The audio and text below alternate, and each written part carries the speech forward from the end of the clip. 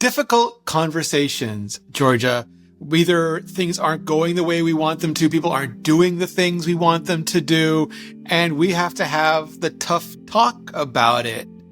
Why are difficult conversations so difficult? It's different for each person. You need to ask yourself exactly why.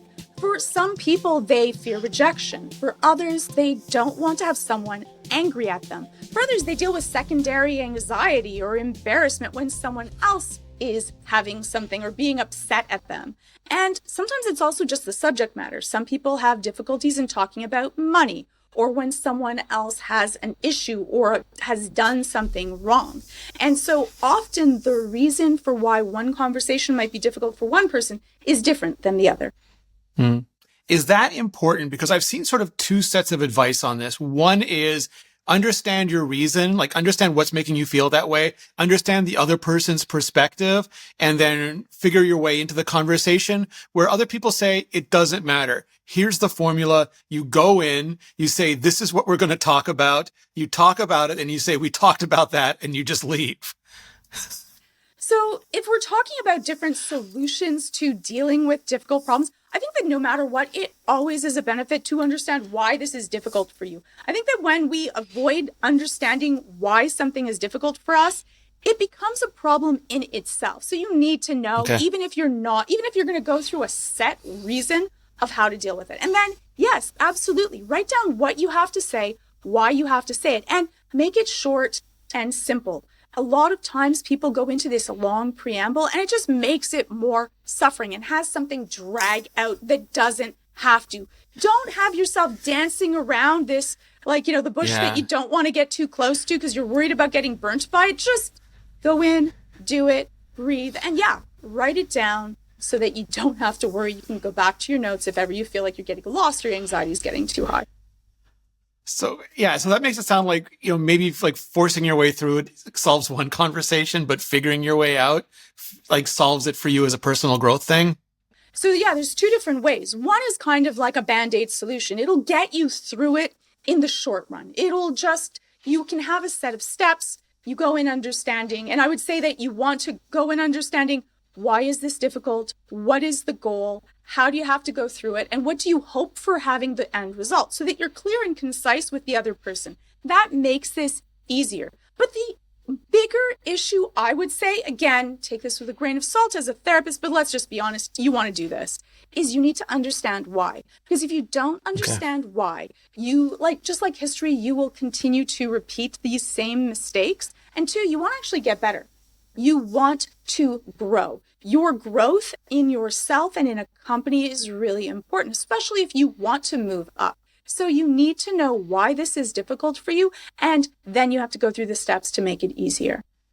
Yeah, I think whether you want to move up or you want to scale up, even if it's your company and you're starting it. And what I love about this topic is it feels like it touches on so many things we've already talked about, like leadership versus management. Dealing with toxic people might make you adverse to talking to them. And then I didn't watch the episode on procrastination. I'm saving it for later, but I'm guessing that procrastination can make this even worse.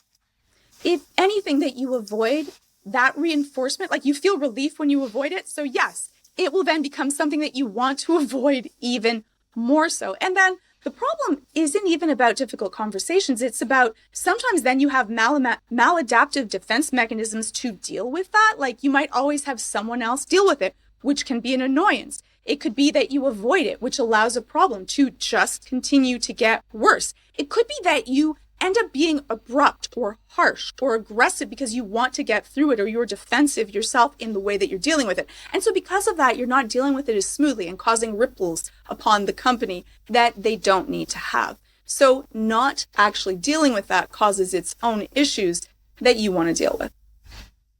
Do you have to make sure that you're both on the same base reality to have these conversations? So what I'm asking is, sometimes people will gaslight you. You'll say this is a problem, and they'll say, no, it isn't. You did this. No, I didn't. Or one of the things I think in the creator space versus the entrepreneur space, for example, is when I worked in traditional media, if something didn't perform well, we just had to like figure out like a better way for audience affinity. But in the modern media landscape, you can avoid that responsibility and just say, oh, it's the Instagram algorithm hates me, the TikTok algorithm, the YouTube algorithm hates me. It's not my fault. It's like, do you need to get to common ground before you can take sort of steps further?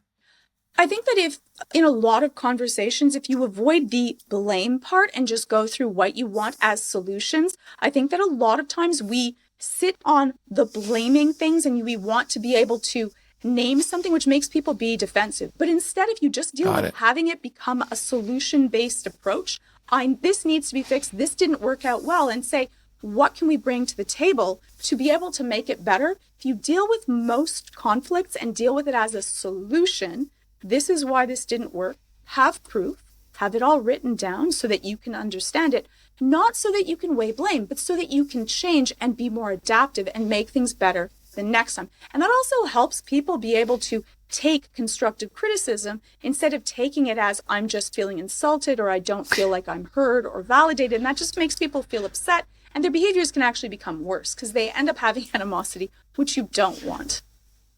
Yeah. What do you think about like some of the standard frameworks? Like one of the ones I hear most often is identify the behavior, identify the impact, and then identify like the solution or resolution to that. Are those sorts of things helpful? I think that they're helpful and they give you a formula, but formulas unfortunately don't always go through it. And I like the formula that it works backwards instead of forwards.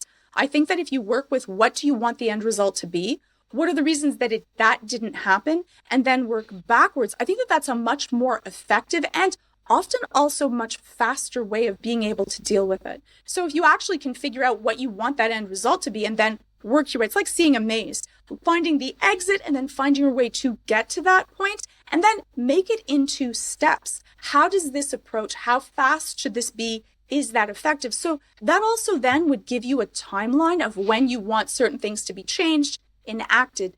And then I would always say having a checkup. We end up with these things if we deal with the boundaries and consequences. Like you want to be able to make sure that there is some sort of accountability to this change. And how would you be able to monitor that or notice it? Because I think that people also then feel really positive if they've done concrete things to make things better and they're recognized for it, then actually that can increase the entire feeling of being happy and being recognized in a company. So you want to still be able to affirm and validate. And these kind of difficult conversations can actually make a company stronger if handled well. So you go into the conversation knowing what the goal is, and then you set up steps to get to that goal, and then you figure out the size of the chunks of those steps that are reasonable. Mm-hmm. Yeah.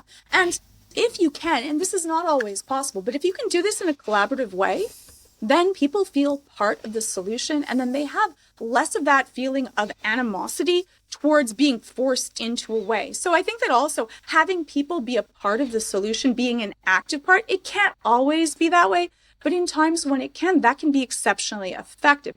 And people will work harder if they feel like they are part of the solution instead of blaming them and then they just feel like they are part of the issue.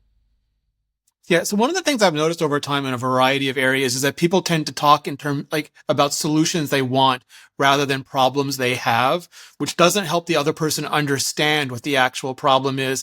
And they might have like solutions you never thought of.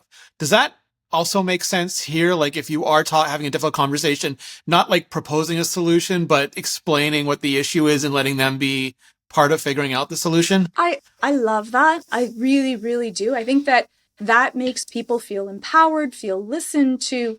It gives them a role to be able to play in making things better. And there's a lot of people that will have an idea that you may not have ever thought of. I think that though goes into those management skills that we discussed, that sometimes it's difficult to be able to let go of a certain amount of control. And yes, sometimes people will come up with solutions that may not work or not really feasible. But still, it has people being active in the process. And when people feel active in the process, they will often have a more positive experience. And then these difficult conversations might actually become easier also. All right. I have not really a trick question for you, but a tricky question.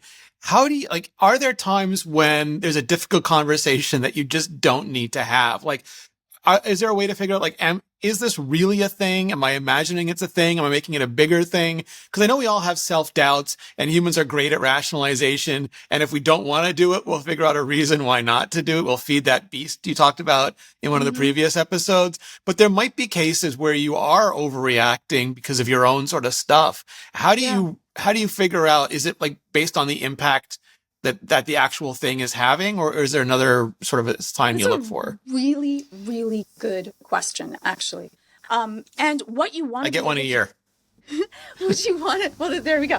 Well, what you want to be able to do with that is, one, think about your own stuff. So this is your own stuff. Do you feel a sense of relief when you don't have to deal with this, and how great is that relief? Two, is this a problem that is going to compound upon itself? Is it going to continue? Is it going to happen again? And what will be the effect? Is it just a personal effect? I just don't like that this happens. Or is it actually going to have an effect on the company? Two, is this just your ego? You want to ask yourself, are these things that will actually impact the company and cause a lasting issue? Or is this something that you are dealing with? And that also comes to, is that why I don't want to do this, or I'm going to avoid this? Is this just a me issue and I don't want to deal with it? And so I'm going to find secondary reasons to that. You need to ask yourself those difficult questions, because yes, we are constantly lying to ourselves. We're exceptionally effective at that. And we will lie to ourselves, and we'll kind of like lie so much so that we will believe it. And that becomes a huge issue. So that avoidance, feeling like relief, that is already a little bit of a warning sign of like, maybe I should be dealing with this because I feel relief when I don't have to.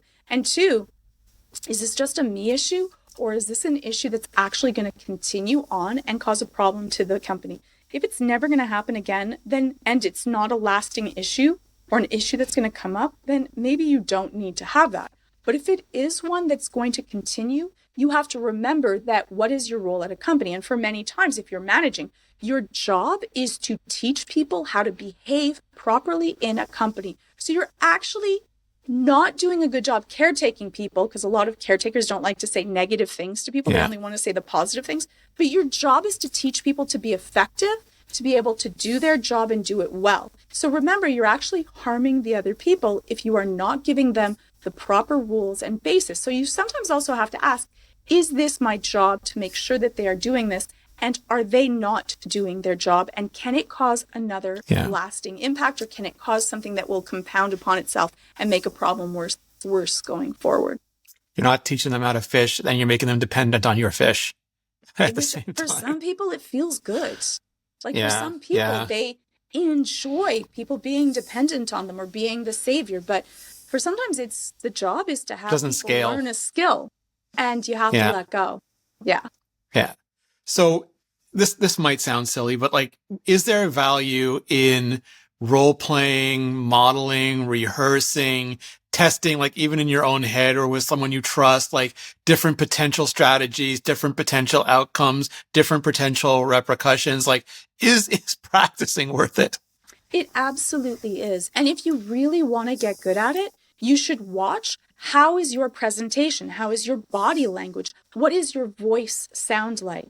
If you are shrill or aggressive or that, I would say the best way to do it is to write down what you wish to say. And then, and people are going to hate this, there'll be tons of pushback. But if you really want to get good at this, you should tape yourself and then watch it.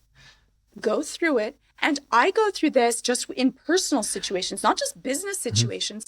We go through it, and I will role play. And I will role play the difficult person that the boss has to have that conversation with, and I will make it as difficult as possible so that someone practices. But I would say you record it, and then you listen to yourself after. What does it sound like? And for a lot of people, when they get anxious or nervous, some get very aggressive without knowing it. And that's why taping it, you can hear yourself and go, oh my goodness, I didn't think I sounded that way. Or I didn't think I came off that way. And then you can say, is this really the way that I wanted to come off?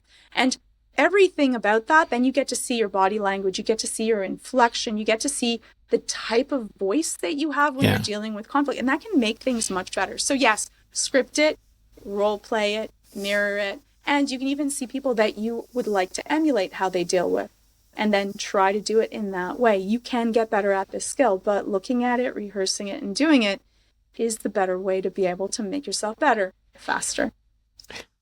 All right, so let's up the stakes a little bit. Let's say you're not talking like to someone that works for you. Let's say you're talking to someone you work for, and like there's an issue you have to bring up with them. It's something they don't like talking about. It's something that's in their blind spot. They're scapegoating. They're not like seeing the big picture. There's just something that you know that you need to bring up with them, and you know it's going to be hard, and the power dynamic is not in your favor. Yes. Well, then one is you want to be able to go through when is the best time to be able to bring this up. Two, write it down. Write down what it is, why you need to deal with it. And I love to add, what are the financial repercussions to not having this dealt with? That suddenly now people listen. When it comes down to their pocketbook, that this is costing the company this many dollars in hours, in time, in resources. In Now talent, suddenly yeah. suddenly people's ears perk up. And then you go through it. Now, being concise is really important. And two, when you are delivering this, you want to deliver it not in an overly reactive emotional state. Because when you do that, I always say, if you're feeling like this, your anxiety is going through the roof, you don't talk, you don't deal with, you don't email until you've thought through it, you're calm and relaxed. Because people dismiss people that are overly reactive as they're not being analytical. They're just coming from an emotional state. Second, in some cases, it may be better to hand this in a paper form than to be able to give it so that someone can look through it in the time when they can and then say, I've sent you this. Right. I'd like to have a And it's follow-up. not directly confrontational. And exactly. And then they're not like, a lot of people are scared or feel anxious, even if they're managers or CEOs that are dealing with things of something that could be confrontational. Then they feel more calm. They know what it is. And second, say 5 minutes of your time. Like, make sure that you can deliver this in the shortest amount of time as possible, because remember that you have to be very conscious that you are using up time that could be used somewhere else. So you want to make sure that you don't ramble on, you don't say things 3 or 4 times. A lot of people, when they get nervous or something matters to them or they're upset, they ramble on, they go through circular arguments, they say things many times, they get louder, they get more animated, and that can turn people off. So you also, that's where if you're listening to yourself and looking at it, you can become better and do this better. Dealing with conflict is a skill. What if you like difficult conversations a little too much? You really get off on arguing. You like pushing people's buttons. You know, like aggression is your middle name, or it would be if you weren't so aggressive. They took it away from you. What if you, instead of like having to push yourself forward, you have to learn to hold yourself back? That can happen, definitely. There's a lot of times where you're the one that's stirring the pot, that if there is an issue, you want to be in the center of that. If you feel good being angry at someone else, or if you see something and that gives you something to thrive on, like really you want to be able to take a look at why. Why do you need conflict? Why putting someone in their place does it feel good? And that is probably something that's happened in your past. You were bullied, you had rough parenting. This becomes an issue. There are many people that enjoy having difficult conversations, and it's something where they want to win. They might be right. You might be a right fighter that you have to. And sometimes you might hit below the belt or say something that is harsh or aggressive in the hopes to harm others because you enjoy that. Sometimes that is a person is a placeholder for someone else in your life that you never had that opportunity to put in their place. And that's a whole other issue. And that can become a toxic workplace. It can be that you are the person that no one wants to work for, that people keep at arm's length, that don't get the certain promotions or group work because you don't play well with others. And you want to be able to look at that really honestly. So are there sort of tips for like, do you avoid those conversations? Do you just figure out the behaviors that are hurting you in those conversations and hold them back? Do you prepare twice as much for those conversations? It's a huge psychological change for that. I would say that, and no one that has this personality would like any of this. But I would say that that personality type also usually has to win, likes to be right. Like, no matter what the argument is. Yeah. They have to deal with that. I would say that you need to look into why and allow yourself to lose. Listen more than speak, and also come from the point of, I could be wrong. And remember that you're all in the same boat. Really, I think that a lot of times people see other people in a company as competition. In some cases they are, but in many cases they're not. And you can work collaboratively, collaboratively and actually get further than if you are trying to constantly cut other people down and step on them to be taller. But you want to look into your own psychology and allow yourself to lose and then see how much does that hurt your ego? Because often that comes from a place of having a weak ego. And it's not healthy for you. All right. So you're listening to the show. You're going to have a difficult conversation. What are like just the basic things that everybody here could do to get a little bit better at that? Is it just writing it down, practicing it? I would start off with what do you hope to get out of this conversation? Mm-hmm. What is your end goal to that? Then I would write down what do you want to say? Why does this have to happen? And what do you hope for? That would be the first thing that I would go through, and I would write that out in steps. Then I would go through how would be the best way to be able to enact that. What is the setting? Who could be there? What would be helpful in order to go forward? And then I would actually practice out a short, concise script of just a few things. You don't want to overload people. They become like flooded. And if you're really flooded, they're not even paying attention to that. And if it's something that's very important for the details, then you can write out the steps that you need to have happen and then a timeline as well. And what I would love is for everybody watching to just jump into the comments and let us know about difficult conversations they've had that have both gone really, really well and just really, really badly. Yes. And what are the issues that you have? What kind of difficulties you have with what kind of conversations and what kind of personality type are you?